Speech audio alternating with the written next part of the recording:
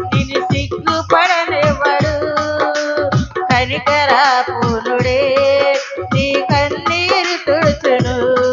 సియోను దేవుడే నిన్ను సిగ్గుపడనివ్వడు. కనికరా పూర్ణుడు నీ కన్నీరు తుడుచును. అసమ